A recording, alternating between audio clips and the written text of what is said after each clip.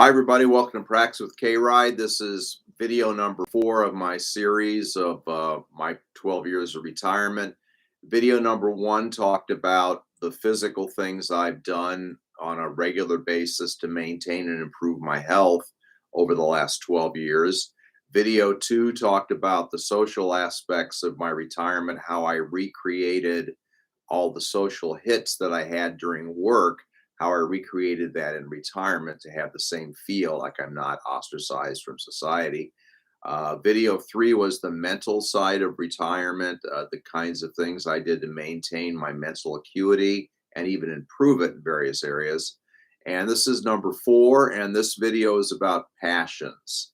So far I've talked about how to do your physical, how to do your mental, how to do your social, how to do your financial if you want. But I didn't talk about the why. And the why is almost more important than the how. For me, the why has been music. That's been my main passion. I played trumpet back in grade school and high school and college, switched to saxophone and a little bit of flute, and I did pro for 1 year after college. And then I pretty much put all the instruments down and said, whatever. And then I picked it up about 25 years ago. I got back into playing. But passion definitely is one of the big motivators in my life right now. So what causes me to wake up, do my exercises, do my mental acuity exercises, work on my hands, practice. And what is well, the passion for me is music. So I get up every morning and I do my first thing I do is piano. Where did I find the passion for piano? I bought one in COVID about a year and a half ago and said, I like doing this. I'm going to keep doing this. So, what I would really encourage everybody to do is if you don't have an active passion now, you have to put on your searcher's hat and go look. My passion for oil painting and being able to paint with friends and actually halfway, all the pictures in the background are oils. My passion for that came by accident. I was painting with a couple of friends and I discovered I liked it. But if I hadn't tried it, I would have never discovered that. The keyboards in COVID, I said, I've got plenty of time, got nothing to do. Besides, I mean, I've been practicing sax and flute, but I said, well, let's try keyboards. So I tried it and I really liked it. And then I got a gig with a friend of mine where I'm playing keyboards, backing her singing. And she said, well, why don't you sing with me? And I go, well, I don't know, why not?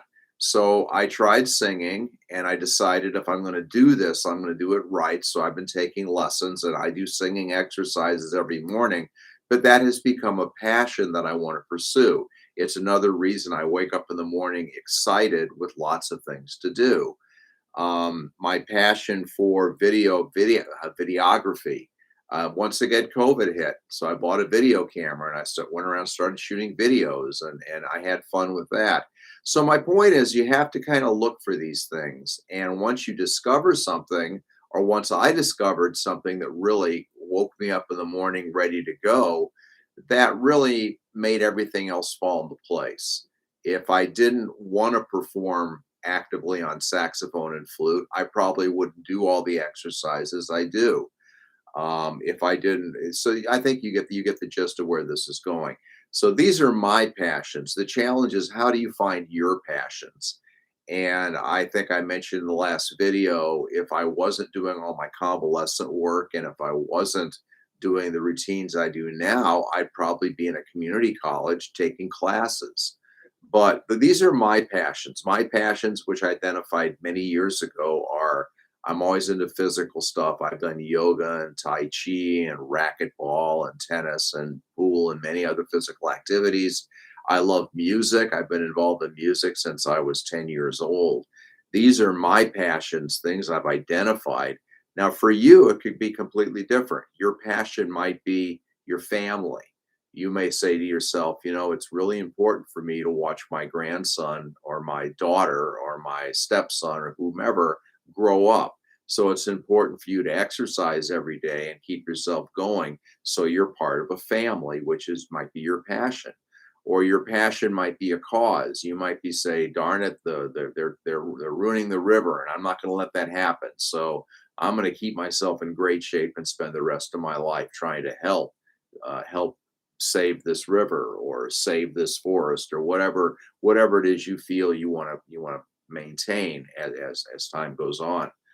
I would There's times where I felt like, what's the use? Why should I do this? I mean, everybody hits bumps of depression within their retirement, I think. I'm any human being. But what's kept me through all of this is that I do things out of a sense of duty. So even if I wake up and I'm tired, I don't feel like practicing, or my body hurts, I don't want to do it, or well, why work out? I've been to the gym forever. If I feel that way, I click right over to a sense of duty and obligation to myself.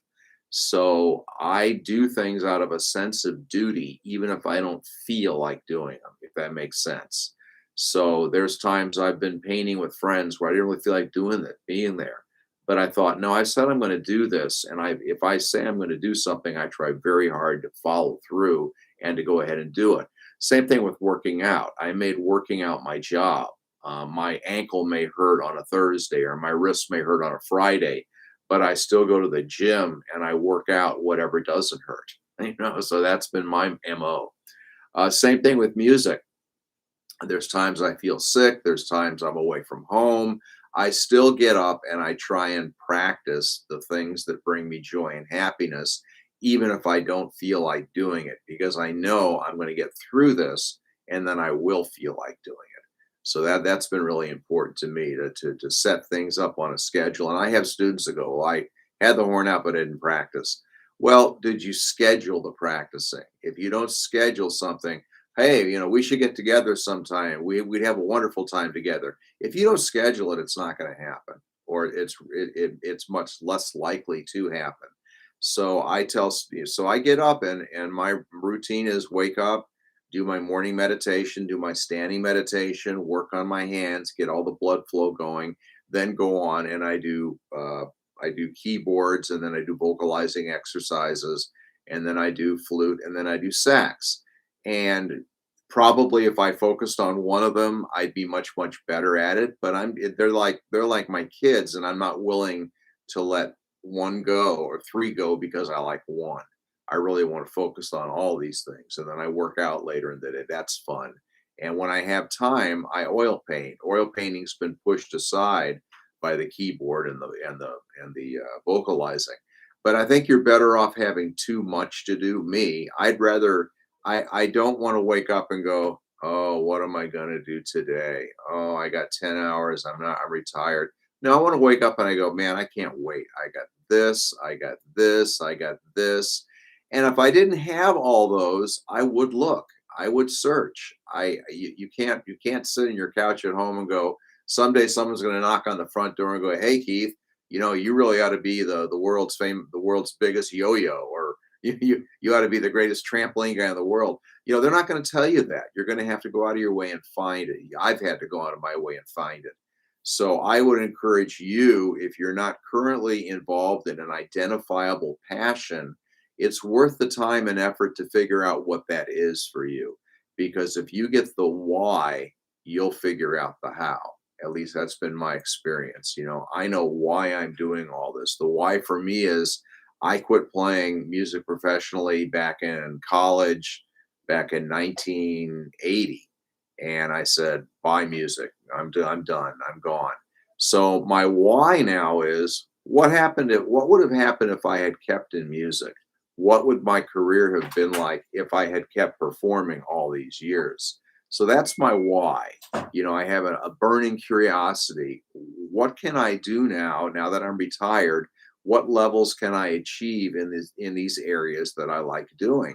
And like I've said in the other videos, I'm playing sax better and flute much better and keyboards much, much better. And I'm vocalizing, there's no comparison to anything I've done the rest of my life. And I don't know how long that will continue, but I'm going to keep going that direction. And that's going to that's going to be a big deal for me. One other passion I discovered in retirement is I love doing my convalescent work. It changed from something I did for the heck of it to get out of the house for the social side it changed to something I really care about probably 5, 6 years ago. I can't imagine my current life without those anchors to get me going, get me out there. And once again, I'm practicing and I'm getting better and better. But so what if you're not going to perform? Well, I have 2 guaranteed performances a week and 3 if you include church. So every week I know 3 times I'm going to get out in front of public and I'm going to demonstrate the things I've worked on in the last week. And it changes. I tell the convalescent people, hey, check this out. I just figured out how to do this. And we're on and I made it clear with these guys, we're on a journey together. I'm exploring where I'm going to go musically the rest of my life.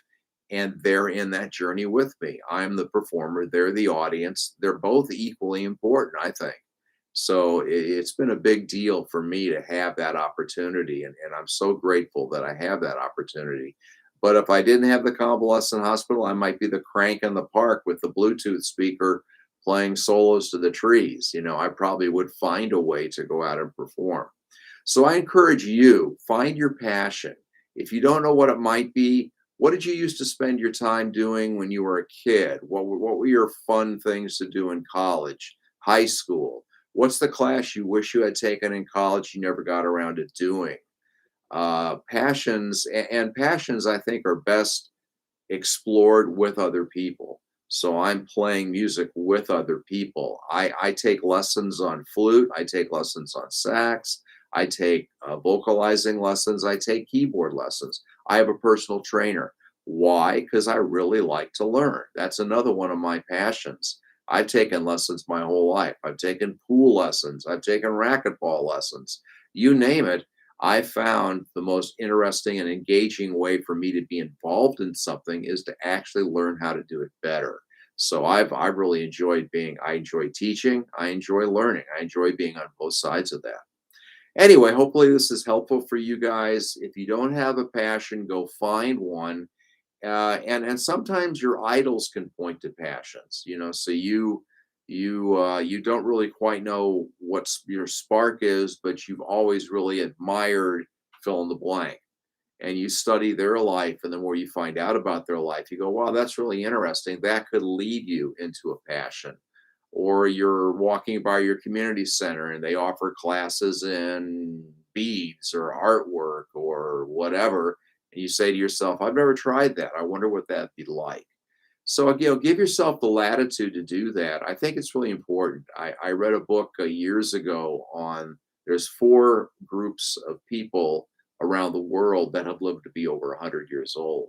And the commonality in those groups, they didn't have the same diet, they weren't the same cultures, they were removed from each other. So they had nothing in common except what they had in common. And one thing they had in common is they all had a reason to get up in the morning. They had a definable to themselves reason to get up in the morning. So that's a big deal. Anyway, I would encourage you, if you have any questions, put them in the comments, and talk to you later. Thanks for coming to Practice with K. Wright.